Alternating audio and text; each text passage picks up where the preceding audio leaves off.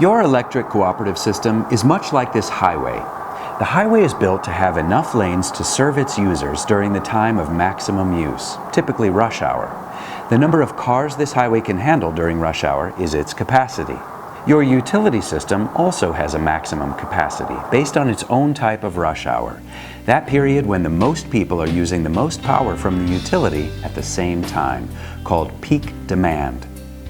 Just like the rush hour on the freeway when the most cars are using the roadway, during the co-op's peak demand, a lot of people take power from the system. This includes those with home-based renewable generation, called net meterers, as well as co-op members without net metering. Both types of users rely on the system capacity to serve them when needed, especially during the rush hour period. Now let's talk about the costs of that highway and your electric cooperative. The total cost of building and maintaining the highway is based on what size it needs to be to handle rush hour traffic. The utility system is the same.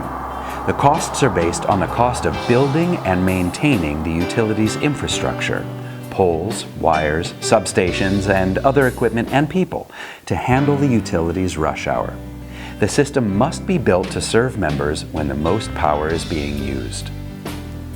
Under the current rate structure, everyone pays their fair share of the co-op's infrastructure costs. The more you use, the more you pay, ensuring there's enough capacity for all co-op members during rush hour. But with net metering, a cost shift occurs. The net meterer is no longer paying for their fair share of the full capacity and infrastructure costs, even though at times he or she uses the system just as much as a non-net metering customer.